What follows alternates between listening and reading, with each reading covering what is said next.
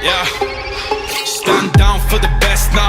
Take my time, you better pay up in the next style. Throw a rollie with a iced out, turned out. I see when the time's out, get my burst out. Time's out. Oh yeah, now you over me. Got no kids, got me daddy of the day. I be rich and no money, that's the thing. Hey guys, welcome back to the channel. We're talking about the C8 today, about things that I like about the car. So one of the first things that I really enjoy about this car versus my Huracan is the comfort of the seats. Inside the car, they did a great job with the seats inside. They're air-conditioned seats, they're heated seats, and just the way that you have the lumbar support, as well as the like the side obliques, you can move those in and out. So the adjustments on the seats are fantastic and just very comfortable. It's got a lot of adjustment up and down, forward, backward. So it's very comfortable for, you know, any size. Obviously I'm a pretty big guy and it fits me very nicely. Same with the height inside too. There's a lot of headroom still. So if I want to track the car, there's plenty of room for me to wear a helmet and not be hitting the roof on it, where in my Huracan, it's a little tight even with the seat all the way down. I've got a little height issue with the helmet in there. So they did a great job on that side of it. So also another thing I really enjoy about the car is very quiet driving. So as you're just in the normal tour mode is what they call it, it's very quiet. It's like driving a regular sedan or even a Cadillac really. But just by the turn of the knob, you can put it into sport mode or to track mode and fully open up the car. The exhaust note changes, the transmission changes, the suspension gets stiffer. It really becomes a full-on race car as soon as you turn that knob. But just as easily as you turn it on, you can turn the knob back off. It's nice and quiet again as well.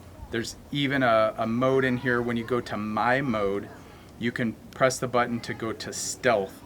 So that brings it down even more, the exhaust note down even lower. So if you wanted to drive through a neighborhood quiet, or you were on a road trip, a long road trip, you can press in my mode to stealth and then be able to have it even quieter than what it was just in the tour mode. The performance in this thing is amazing too. So we did some, what you saw in the other video, just some of the launches.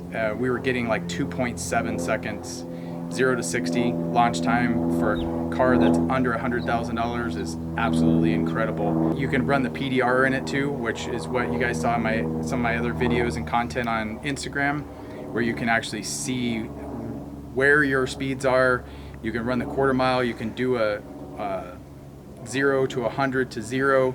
It tracks all of that in there, records it on the PDR, and you can pull that off. It's on a little memory card that's in the glove box, which is super cool as well to be able to have that information, record those, the run times, and even it's more like a dash cam even. You can have the PDR run all the time if you want, so you can really have it as a dash cam.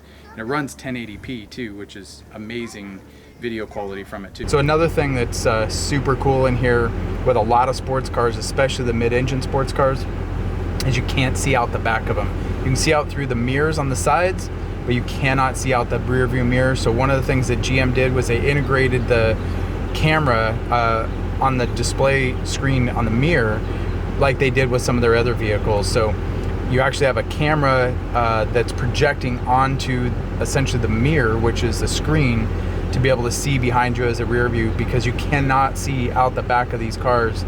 With the engine there, the little window, it's just not a good view at all. So they integrated the screen into it, which is amazing. They also have options on it where you can make it brighter, darker, move the camera up, down, or zoom in and out so that you can adjust it to your comfort level as well. All right, so another thing a lot of people have a lot of discussion about is this center section here that really divides the driver and the passenger.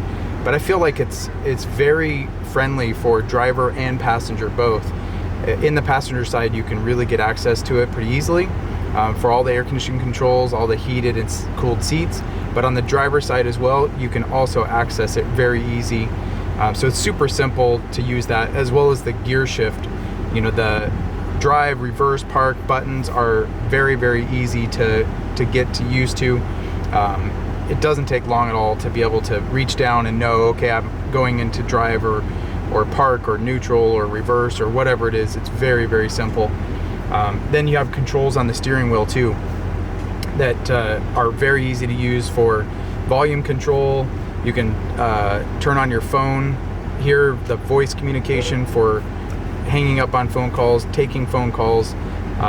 With the Apple CarPlay in here as well, you can just utilize that plug in here and be able to do anything you want to do from your phone, just plugged right in. So those are just a few of the items that I really like about this car. There are so many more that are just unbelievable. GM did a great job on this car. There's more to come. We're going to do a full video on the entire car, but these are just a couple items that I really enjoy about the car, especially just being a little bit bigger guy, and the comfort of a sports car makes it really nice. So make sure you give us a thumbs up, comment anything below that you guys might want to see more information on or more description on. Don't forget to subscribe to the channel. Thanks a lot.